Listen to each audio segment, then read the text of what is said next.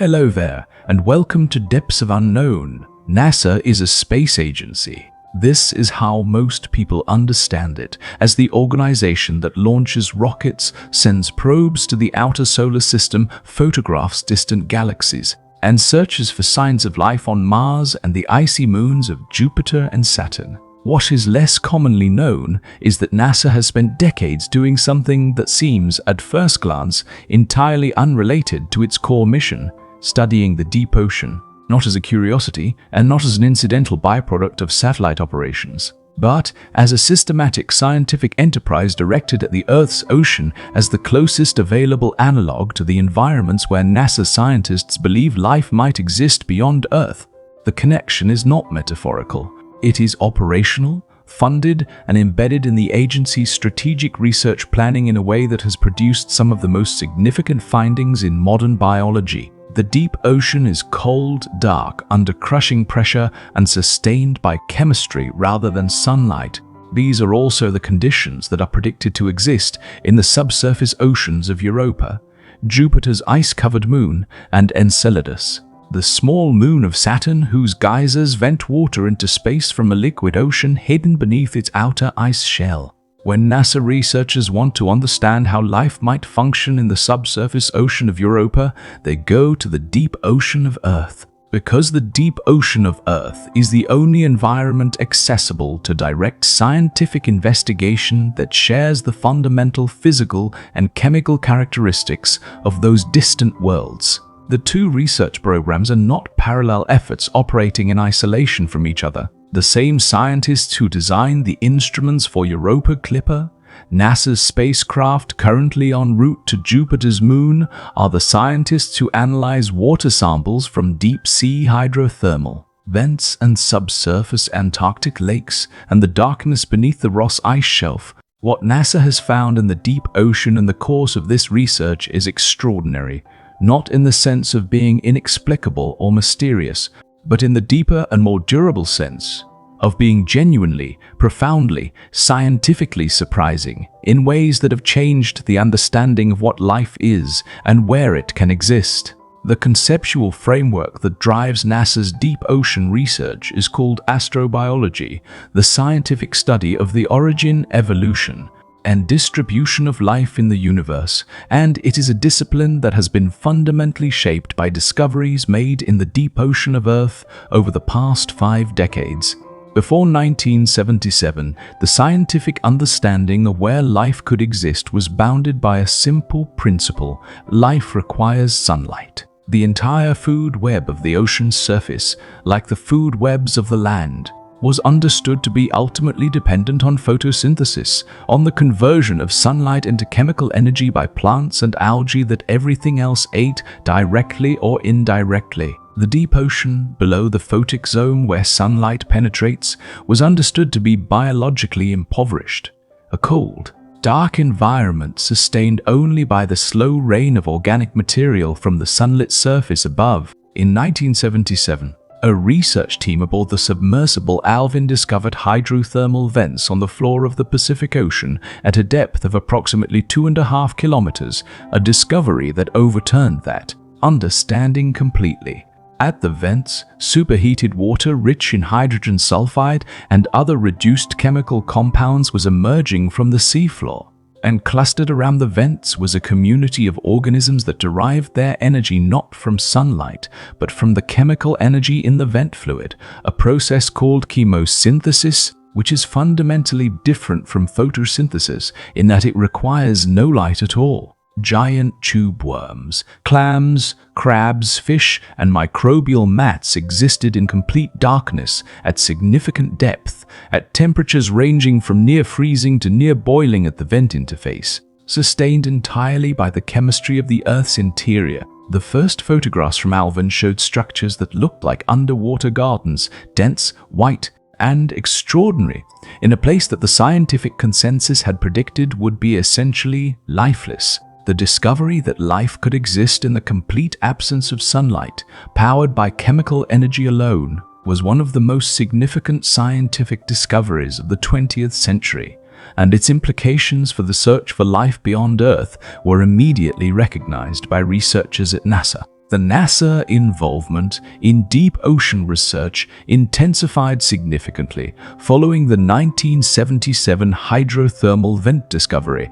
and it has taken multiple forms that continue to the present day. One of the most important is the Astrobiology Institute program, now called the NASA Astrobiology Program, which funds research teams at universities and research institutions studying the conditions that support life in extreme environments on Earth as models for the conditions that might support life elsewhere in the solar system. Deep-sea hydrothermal vent communities have been a central focus of this program,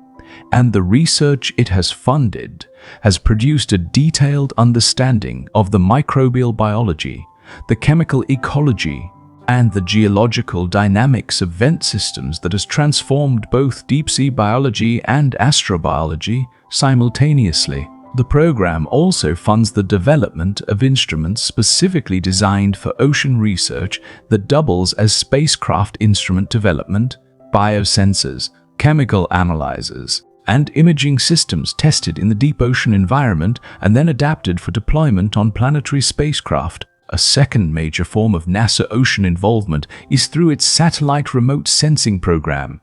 The agency operates instruments in Earth orbit that measure ocean surface temperature, ocean color, sea surface height, and ocean circulation patterns with a precision and global coverage that no ship-based survey could match. The TOPEX Poseidon satellite mission, operated jointly with the French space agency CN, produced the first comprehensive global maps of ocean surface topography, revealing the circulation patterns, eddies, and current systems of the world ocean in detail that transformed physical oceanography. The JASON series of satellites that followed TOPEX/Poseidon has continued this work, providing decades of continuous sea surface height data that has become fundamental to the understanding of ocean circulation, sea level rise, and the relationship between the ocean and the global climate system. The ICESat satellites, designed primarily to measure ice sheet volume changes in Antarctica and Greenland,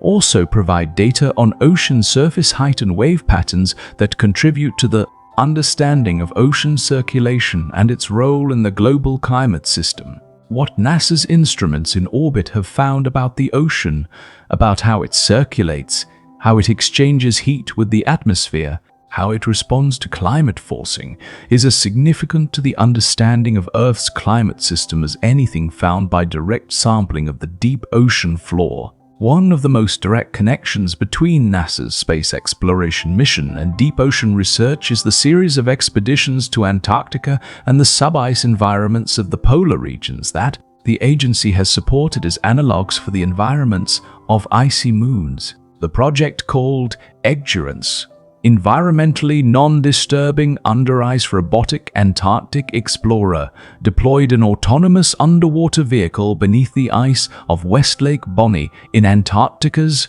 McMurdo Dry Valleys, mapping the lake's interior and the chemical gradients that sustain its microbial communities in an environment that shares important characteristics with the subsurface oceans of Europa and Enceladus. The data returned by EURANCE provided the first three-dimensional maps of an Antarctic sub-ice environment and confirmed the existence of chemically stratified water with microbial communities living at the chemical boundary layers.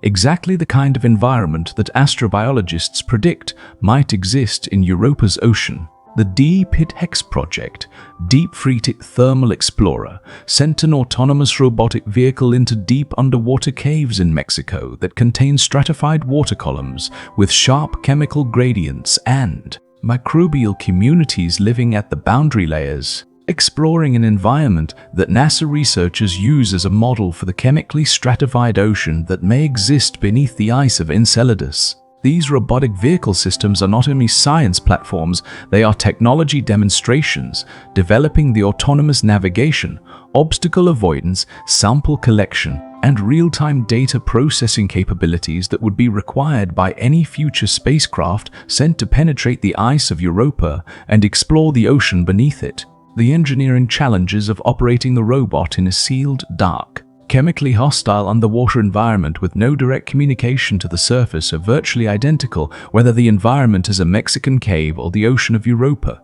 And solving those challenges in Earth's accessible underwater environments is precisely the purpose of the field programs that NASA funds under its astrobiology research portfolio. Every time a NASA-funded robotic submarine navigates through a dark, chemically complex underwater environment on Earth and returns with samples that are found to contain microbial life, it is not only a biological discovery, it is a demonstration that the technology and methodology required to make the same discovery on Europa are achievable. The specific findings that NASA-affiliated researchers have made in the deep ocean represent some of the most significant expansions of the known limits of biology in the history of the science. The discovery of chemosynthetic life at hydrothermal vents was the first and most consequential. In the decades since, NASA-supported researchers have found that chemosynthetic ecosystems are not limited to hydrothermal vents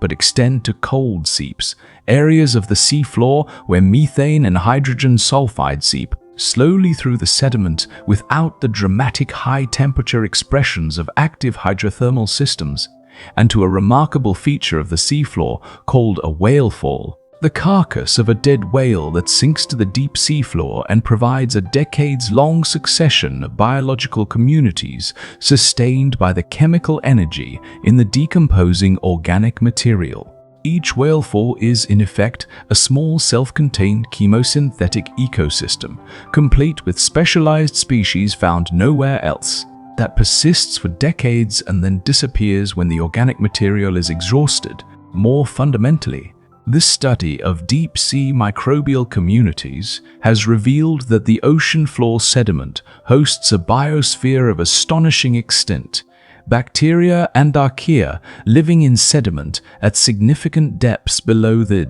seafloor itself, within the rock of the oceanic crust in conditions of extreme nutrient limitation, at temperatures ranging from near freezing to well above 100 degrees Celsius near active geological features, with metabolic rates so slow that individual cell division events may be separated by thousands of years. The deep subsurface biosphere, the community of microbial life living within the rocks and sediments of the ocean floor rather than on its surface, is now estimated to contain a significant fraction of all the living biomass on Earth, a conclusion that was not anticipated and that fundamentally changes the understanding of the planet's total biological inventory. These organisms are not living fast and dying young. They are living at the very minimum metabolic rate compatible with cellular existence, persisting in conditions that would kill any surface organism, sustained by chemistry that requires no light and minimal nutrients,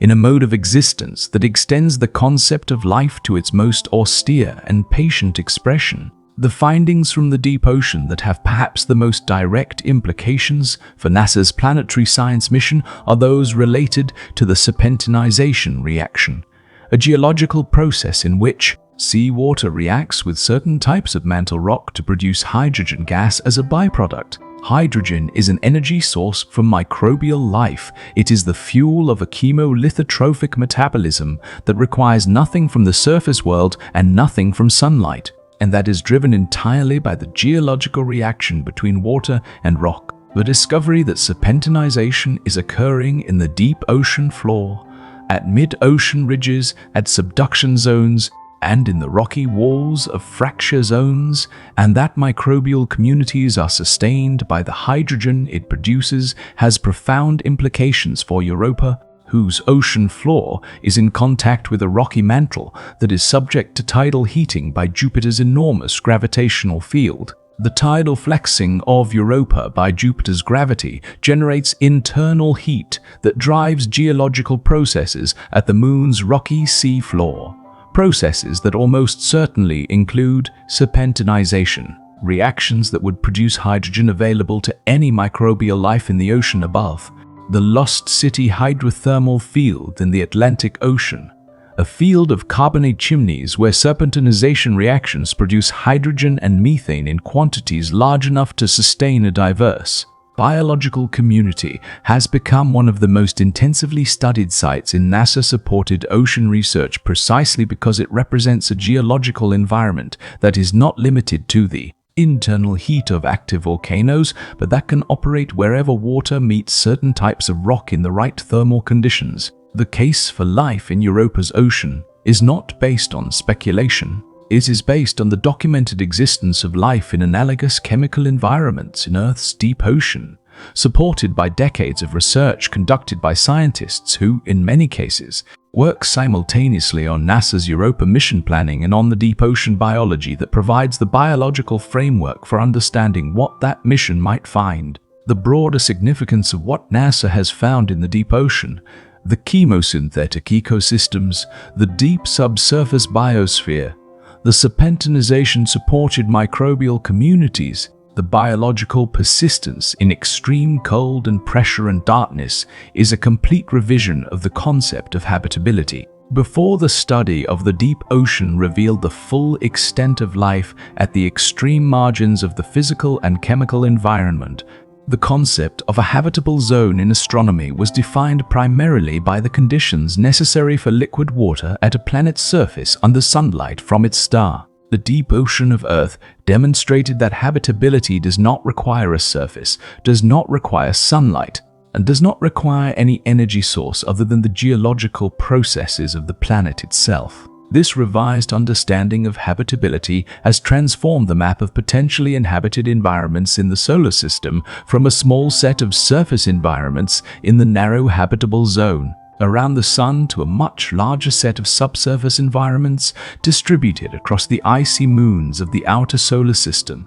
sustained by the tidal heating and chemical geology of bodies that are far from the Sun and entirely without surface sunlight. Europa Clipper, launched in October 2024, is on its way to Jupiter's moon-carrying instruments designed to characterize Europa's ocean and assess its potential for life. The instruments it carries and the hypotheses they are designed to test were shaped by what was found in the deep ocean of Earth. The biological models it would apply to Europa's chemical signatures are the models developed from the study of hydrothermal vent communities, cold seep ecosystems, and the deep subsurface biosphere of the ocean floor. The entire conceptual framework within which the mission will interpret whatever it finds is a framework built in the dark water of Earth's deep ocean by scientists who spent years in ships and submersibles and Antarctic field camps, learning what life can do when it is given nothing but rock and water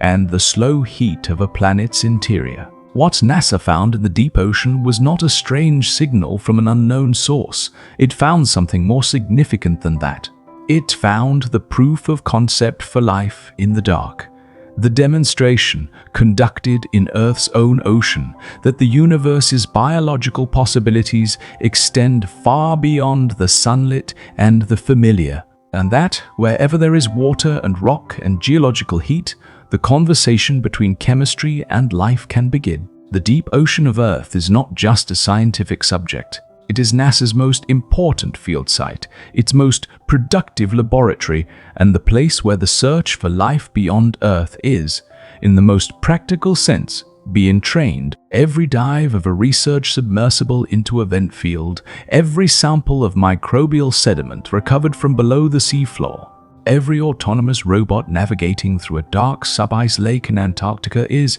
at the same time, a rehearsal for the moment when a spacecraft descends through the ice of Europa or Enceladus and sends back the data that will tell us whether Earth's deep ocean biology was a local accident or the first example of something the universe does wherever the conditions allow.